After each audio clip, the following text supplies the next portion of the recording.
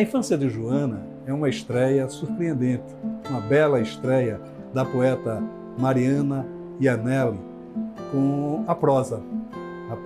Embora ela escreva crônicas já há bastante tempo, neste livro ela ensaia uma prosa mais ficcional, mais voltada para o olhar diante de uma infância nem sempre doce, mas uma infância que é marcante. E é isso que ela quer dizer.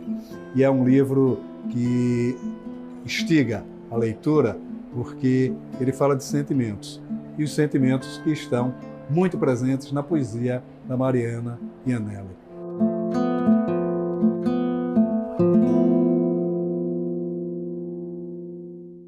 Mariana, que a gente se conhece há muito tempo. Pois é. Tempo que a gente não se via também, né? A Infância de Joana é uma novela, né? Uma novela que não é uma novela infanto-juvenil, apesar de falar de uma infância, mas que ela tem uma certa ludicidade em torno do estágio da infância. Há uma certa tragicidade na trajetória da Joana, mas é tudo dito com uma certa ludicidade mesmo da poesia, né? Que é de onde você vem, né? Quer dizer, você não está renegando a poesia, não? Não, de modo algum. Acho que, inclusive, vem depois da poesia, mas entremeada, né? Uma experiência toda entremeada. Agora, em outubro, faz 25 anos que eu lancei meu primeiro livro de poesia. Aí, no meio desse caminho, houve a crônica, né? A partir de 2011. E agora veio essa prosa de ficção, que para mim é meio indefinida, não sei, novela, não é alguma coisa em que eu tivesse pensado quando me surgiu, inclusive em forma de fragmentos, né? E você falou em ludicidade e uma tragicidade, eu acho que elas vêm unidas, é tragicômica, muitas vezes, a condição dessa criança que responde à realidade em que ela está colocada, à maneira dela, muitas vezes assim, sem uma compreensão daquilo, então você sente o que ela sente ali. Então o que eu queria quando comecei a escrever, né, se é que existe alguma pretensão nisso, era justamente essa experiência de linguagem, de você dizer pela linguagem o que uma criança sente. Portanto, nem sempre aquilo está verbalizado. Aquilo é uma nuance, é ambíguo, né? Tem um subtexto, tem um texto invisível que está dizendo muito, mas aquilo está só apontado. Aquilo são tensões não ostensivas, por assim dizer. Era isso que me interessava muito nessa infância. E ela vem em fragmentos mesmo, como se fosse uma infância estilhaçada, sob a perspectiva da memória, né? Porque quando você recorda, você não recorda o tempo num fluxo, você recorda desse grande mar de dias algumas ondas significativas, né? Então são essas ondas que aparecem, esses instantes, né? E é uma coisa interessante, porque você dá voz à criança, embora seja a voz, digamos, da recordação, da lembrança, mas ela mantém a linguagem infantil, ou pelo menos não propriamente a linguagem, mas digamos assim, um certo sotaque infantil. Há no seu personagem. Sim. Quer dizer, também como é que foi trabalhar de certa forma, essa dualidade, né? É uma mulher que recorda da sua infância, mas ela recorda, digamos assim, com os sentimentos próprios da infância. Né? Eu diria que é uma personagem, né? É bem entrar nessa infância de uma personagem, se nós pudermos imaginar que toda personagem dentro da literatura tem uma infância. E o ficcionista, de repente, ele pensa a infância desse personagem, que pode surgir num outro momento da vida, maduro já. Mas pensar como teria sido essa infância, que é o fundamento de tudo aquilo que aflora depois, né? Mesmo em silêncio, né? Naquilo que está reprimido ali, né? Então, existe esse trabalho com a linguagem, claro, que é um trabalho que acho que vem da poesia também, né? Que é muitas vezes dizer por sensações, né? Mas não colocar aquilo explicitamente, nada é explícito, nem o que é horror para essa criança, nem aquilo que é amor, assim, amor demasiado, nada disso grita, né? Então, esse era o meu desafio, de falar calando muito também. As linguagens do silêncio, né? Você trabalha muito com isso, né? Aqueles espaços, que é um espaço interessante entre as lembranças dessa criança, está falando da criança lembrada, digamos assim, mas há umas certas falhas nessa memória, porque me parece que ela se nega a lembrar daquilo que tanto a doeu, não é? Há um jogo psicológico nisso também. Claro, tem um jogo. E eu acho que você é mais eloquente quando você cala muitas coisas, né? Porque aquilo está dito de alguma maneira, né? Então, é um modo de você dizer como a afeta também, né? De como aquilo se marcou nela, foi marcado nela, mas ela, a partir dali, ela vai calar aquilo, né? Você termina criando um personagem, de certa forma, complexo, né? É praticamente um único personagem, né? Ali aparece num certo viés a família dela, mas é uma família também que ela meio que oculta também, né? Sim. Isso, de certa forma, seria uma relação, assim, moldada pela tragicidade mesmo, moldada pelo trágico, que acaba não se revelando, né? Quer dizer, qual é essa magia? E foi a primeira vez que eu experimentei também o humor. Um humor que é sombrio, Eu só consigo humor com essa tonalidade, né? Que são sempre tonalidades assim surdas mesmo. Tudo é um pouco surdo, assim, as cores são sóbrias, mas é por essa sobriedade que eu acho que a gente diz mais eloquentemente certas coisas, né? Então, eu acredito que tenha existido humor em muitas dessas passagens. Eu não sei se o leitor vai ver com humor, né? E nada é assim, de se quebrar, né? Não quebra o personagem, nada quebra essa personagem. Então, são coisas que ela vai amortecendo dentro dela, né? Por isso que nada grita também, né? E num processo de resistência muito grande, né? Sim. Porque ela não para diante daquelas porradas que ela vai levando e ela vai absorvendo aquilo de uma maneira a criar a própria personalidade, né? Que a gente percebe que ao final do livro ela está fortalecida. Sim. Né? Quer dizer, é um processo, é um livro também, de certa forma, de formação desse personagem. Sim. Não é? E isso pode ser que cresça, né? Pode ser que essa personagem ela pode ressurgir, né? E esse livro mesmo, a faísca dele, está na epígrafe inicial do Simenon, né? Que é uma carta do Simenon para a mãe, que nunca foi enviada. E nessa carta ele diz isso, porque ele tenta reconstituir a infância dessa mãe. Uma infância que ele não conheceu, nem nada contaram para ele sobre ela. Então ele vai, a partir de uma fotografia, ele vai imaginando quem terá sido essa mulher que durante a vida o desprezou, ou assim, não reconheceu. Era um escritor muito reconhecido, chegou ao fim da vida com aproximadamente 400 livros, mas a mãe não o reconhecia. Então ele se pergunta, quem terá sido essa criança? Porque ele não tem aquele sentimento de desforra que tem Kafka para com o pai, né? Numa carta também que ele não enviou. É outro sentimento, a mágoa dele já está resfriada, né?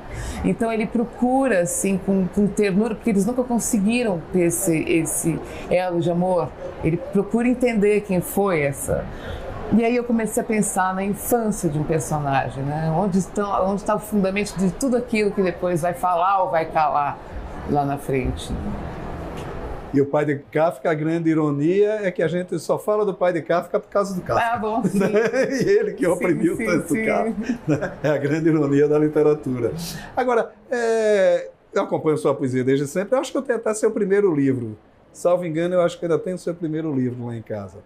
A sua poesia é muito introspectiva, é uma poesia muito do íntimo seu, né? Me chama muita atenção essa introspecção da sua poesia, que mais ou menos difere dessa sua personagem aqui, né? Quer dizer, como é que foi trabalhar essa dicotomia? Eu acho que tem a experiência com a crônica do meio do caminho mudou um pouco também essa linguagem para mim, sabe? Houve a crônica e houve o nascimento da minha filha, que também transformou a maneira como eu escrevo hoje poesia, né? Isso faz desde 2016. Então, acho que são todas essas coisas que não são literárias influíram nessa maturidade, eu diria assim, para poder agora me debruçar sobre a ficção, né? Depois de 25 anos de poesia, 12 de crônica, agora sinto que é possível e vem em forma de fragmento, né? Uma coisa que não houve um plano, um roteiro programático, nenhuma intenção de monumentalidade para esse livro, nada disso, vem em fragmentos mesmo. E com esse outro texto invisível que vai compor esse livro também, né? Que é difícil você escrever esse silêncio, né? E é interessante porque a sua poesia, a gente falando um pouco sobre ela nasce como, né? Porque o Ferreira Goulart falava do espanto, né? A poesia vem do espanto, né? E ele dava vários exemplos sobre isso, né? Quer dizer, como é esse trabalho da poesia? Eu acho que esse espanto é como fosse uma afloração, né? Aquilo que vem sendo trabalhado ali por noites. Já viu a flor da lua, aquela que se abre assim?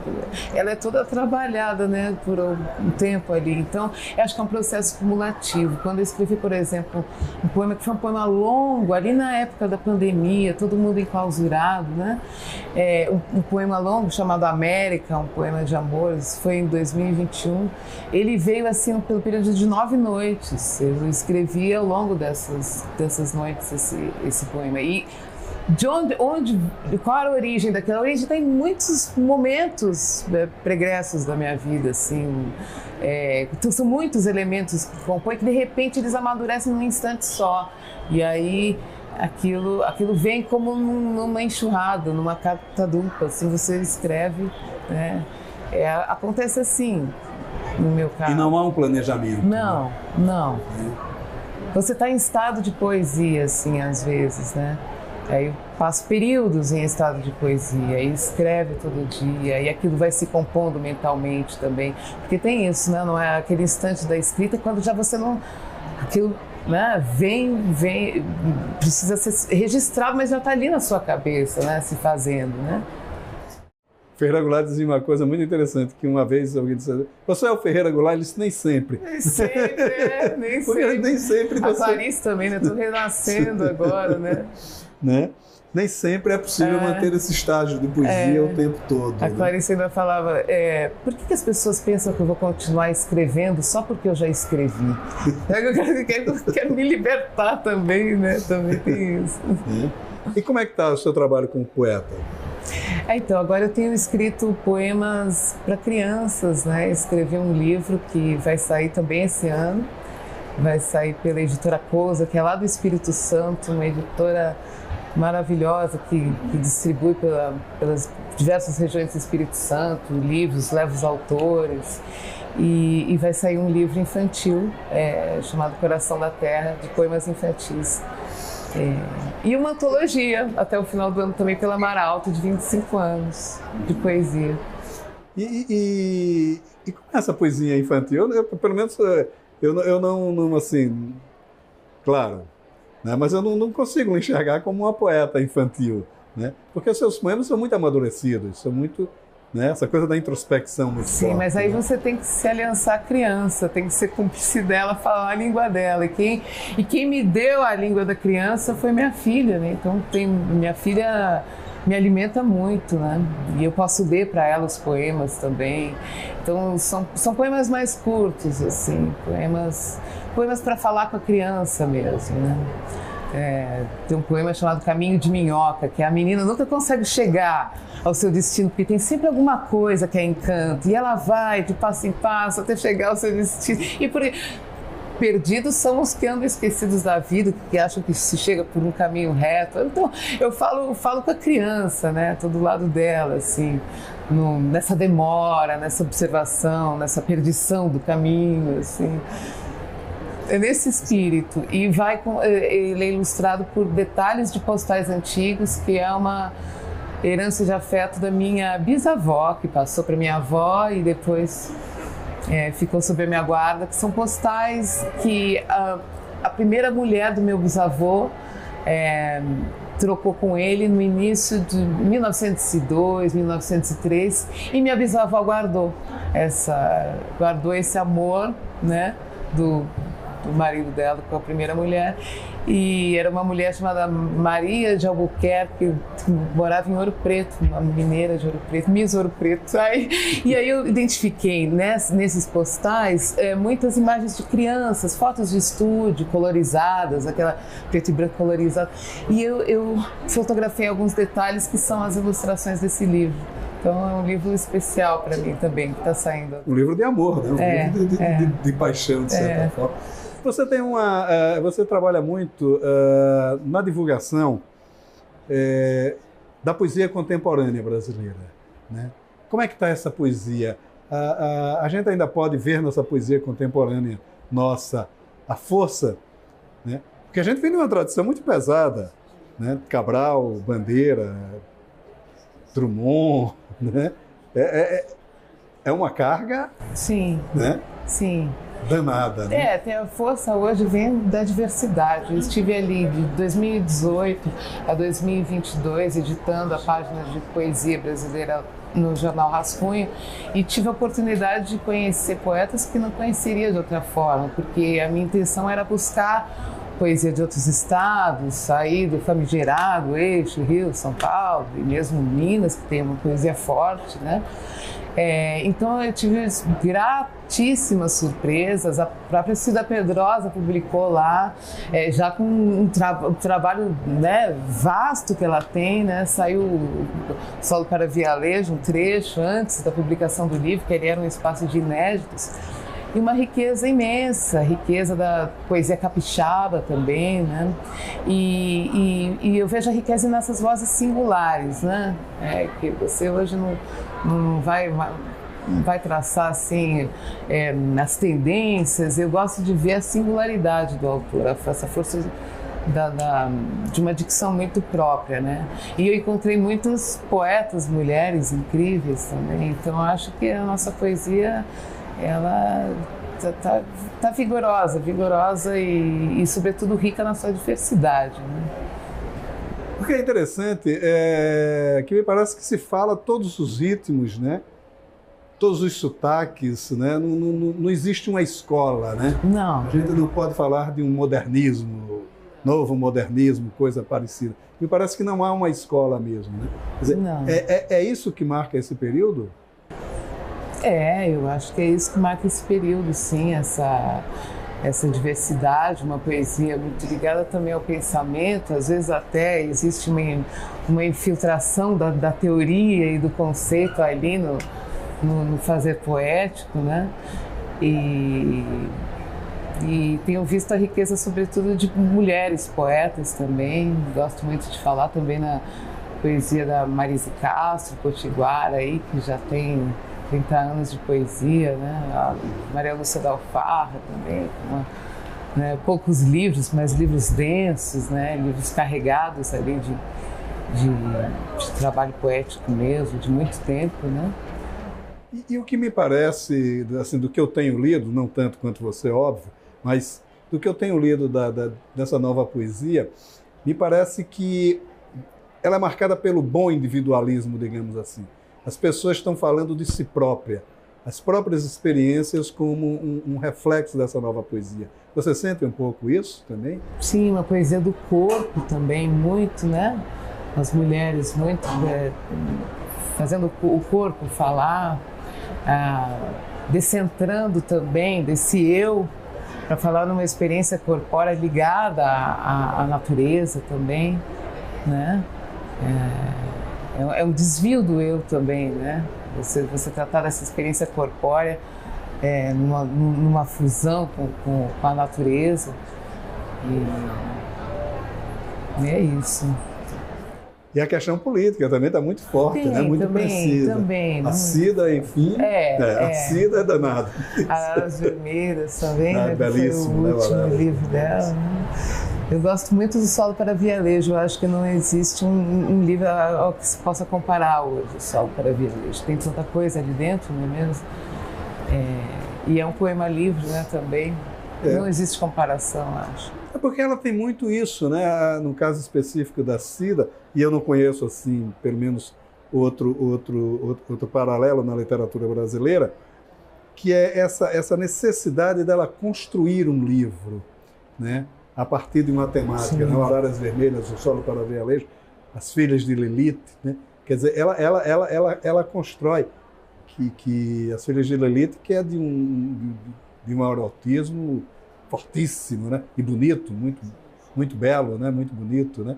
Quer dizer, quais outros poetas estão trabalhando com isso, né? Porque é interessante, você falou muito dessa relação com o corpo, mas me parece que essa relação não é agressiva. É de uma aceitação muito grande, né? Não, falo desse aspecto erótico mesmo, né? Que é o aspecto erótico da linguagem também, né? Então, eu acho que a gente tem explorado isso também. Gosto das poetas mineiras também, estão fazendo uma bela poesia. E tem os escritores, sejam poetas, sejam prosadores, que programam muito também o livro, né? Que pensam muito o livro, né? E que muitas vezes tapam algumas saídas, assim, né? Que poderiam ser mais livres, assim. Então...